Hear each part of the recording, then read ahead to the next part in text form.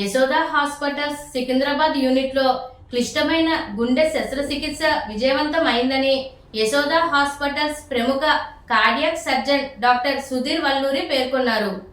ఈ రోజు స్థానిక హోటల్ మంజీరాలో ఏర్పాటు చేసిన మీడియా సమావేశంలో ఆయన మాట్లాడుతూ రాజమండ్రికి చెందిన 25 ఏళ్ల యువకుడికి అత్యంత క్లిష్టమైన రిస్క్ రీడో బెంటల్ గుండె శస్త్రచికిత్సను యశోద హాస్పిటల్స్ సికింద్రాబాద్ యూనిట్లో విజయవంతంగా నిర్వహించామని అన్నారు. గతంలో హృదయ శస్త్రచికిత్స చేయించుకున్న రోగి అవోర్టిక్ రూట్ వాల్వ్ సమస్యలతో ఆసుపత్రికి చేరారని, పరిస్థితి విషమంగా ఉండడంతో రీడో బెంటల్ సర్జరీ అవసరమైందని, ఇలాంటి శస్త్రచికిత్సలు గాయమచ్చలు, అధిక రక్తం వంటి కారణాలతో అత్యంత ప్రమాదకరంగా ఉంటాయని డాక్టర్ సుధీర్ ఈ సందర్భంగా తెలిపారు. ఈ మీడియా సమావేశంలో ఆంధ్రప్రదేశ్ మార్కెటింగ్ మేనేజర్ నల్లం బాలవీరభద్ర మరియు ఎగ్జిక్యూటివ్ రాఘవ చైతన్య తదితరులు పాల్గొన్నారు. Doctor Sudheer Valluri, robotic minimal invasive cardiothoracic surgeon, గుండె మరియు ఊపిరితిత్తుల స్పెషలిస్ట్ సర్జన్. ఈరోజు మీకు అందరికీ ఒక ఇంపార్టెంట్ న్యూస్ చెప్పాలనుకుంటున్నాం.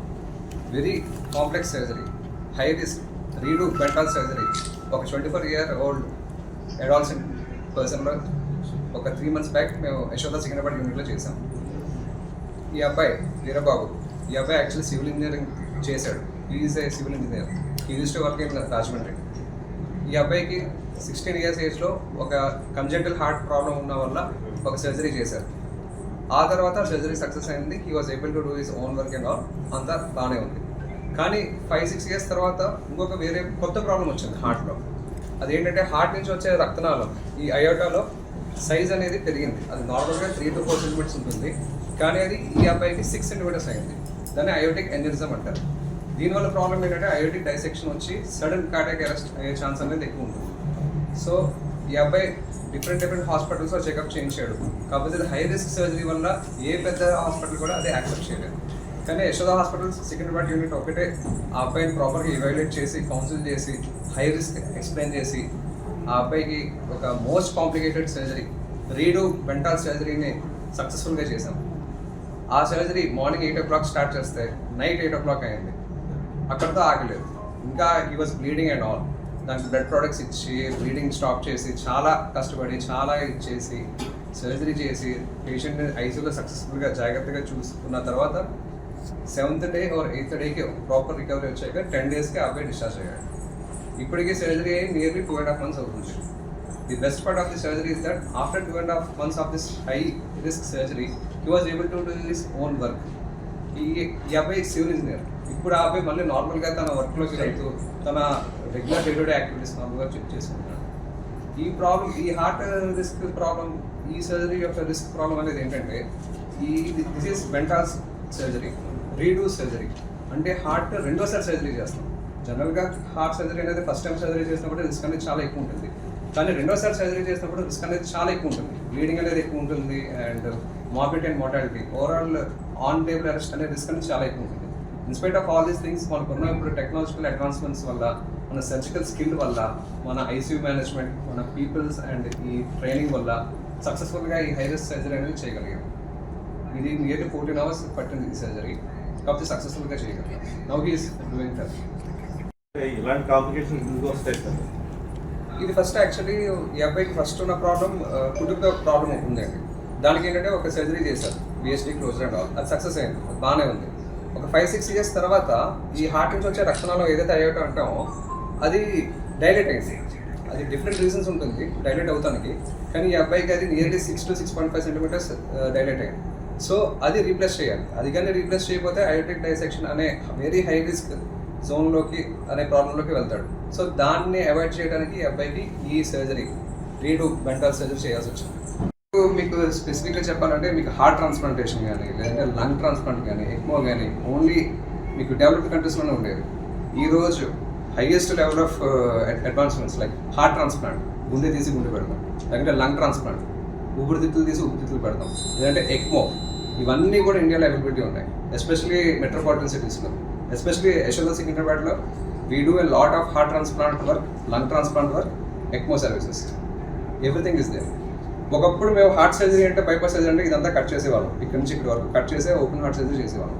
దాని తర్వాత ఇప్పుడు మినిమల్ ఇన్వేసివ్ వచ్చింది. మినిమల్ ఇన్వేసివ్ అంటే in between the ribs 3 to 4 centimeters incision ఇచ్చి ఈ హోల్ చిన్న హోల్లోనే మనం బైపాస్ సంథింగ్ లైక్ ల్యాప్రోస్కోపీ లాగా బైపాస్ సర్జరీ అవ్వచ్చు, లేదంటే వాల్వ్ సర్జరీ అవ్వచ్చు, లేదంటే ఊపిరితిత్తుల సర్జరీ అవ్వచ్చు, ఏదైనా సరే మినిమల్ ఇన్వేసివ్లోకి వచ్చింది. ఇప్పుడు ఇంకా అంతకన్నా more advancement robotic cardiac surgery. Robotic cardiac surgery ఏంటంటే ఇక్కడ 3 nicks ఇస్తాం, 3 nicksతో సర్జరీ చేస్తాం, తర్వాత మినిమల్లో కంటిన్యూ చేస్తాం.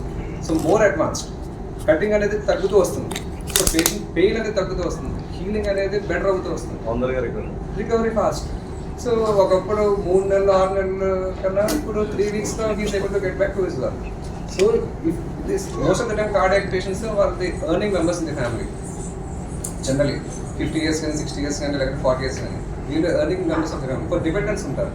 సో ఎప్పుడైతే if is able to go back to his work as early as possible, వాళ్ళ ఎకానమీ కూడా ఎక్కువ ప్రాబ్లం అవ్వదు. హార్ట్ ప్రాబ్లమ్ ఎప్పుడు వచ్చింది, ఎప్పుడు ఫైండ్ అవుట్ చేశారు? అప్పుడు ఎక్కడ చేయించారు? సో ఆ తర్వాత మళ్ళీ ఈ ప్రాబ్లం ఎప్పుడు గుర్తించారు, ఎవరు మీకు సజెస్ట్ చేశారు? 1 year back 2D చేస్తే ఈ ప్రాబ్లం ఉందని చెప్పారు. చెప్తే రాయమండ్రిలో హాస్పిటల్ తిరిగి ఎక్కడ అవ్వదన్నారు. యశోదాకి వెళ్ళాం. యశోదా ముందు 2 బ్రాంచ్కి వెళ్ళాం, అక్కడెక్కడ అవుతాను. క్రిటికల్ కావడంతో చేయనన్నారా? సార్ ఏంటంటే సార్ చేస్తాను ధైర్యం చేసి చేస్తాను. ఎన్నాళ్ళు పట్టింది మళ్ళీ రికవరీ అయ్యి పనులు చేసుకోవడానికి? ఎలా ఉంది, చేసే ముందు ఎలా ఉంది, చెప్పి తర్వాత ఎలా ఉంది? చేసే ముందు అయితే కొంచెం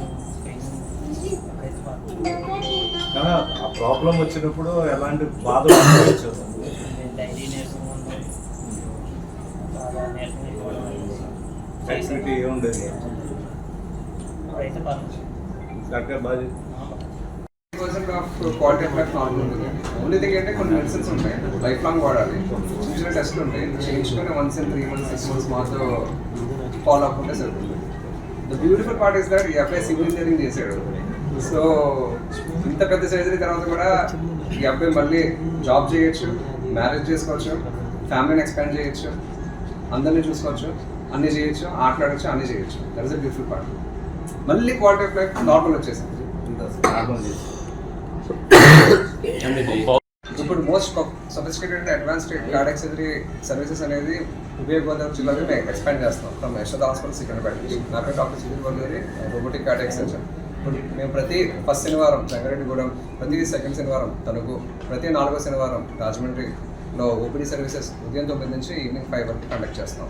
సో ఎవరికైనా సరే ఏమైనా సరే గుండె ప్రాబ్లం ఉన్నా సరే, ఊపిరితిత్తుల ప్రాబ్లం ఉన్నా సరే, లేదంటే ఎనీ కార్డియాక్ కానీ, థొరాసిక్ కానీ, లేదంటే రక్తనాళాల ప్రాబ్లం ఉన్నా సరే వాళ్ళు మా ఓపీడీ సర్వీసెస్ ఉపయోగించుకోవచ్చు. సరే, మీరు ఇందాక చెప్పిన టెస్ట్ ఇక్కడ అవైలబుల్ ఉంటుందా? అంటే మీరు ఫైండ్ అవుట్ చేసి ముందుగా అది యశోదా కదా? రాజమండ్రి కానీ రాజమండ్రి టైప్ పెట్టి క్వాలిటీ ల్యాబ్స్లో డయాగ్నోస్ సెంటర్లో చేయించుకుంటే అక్యురసీ బాగుంది.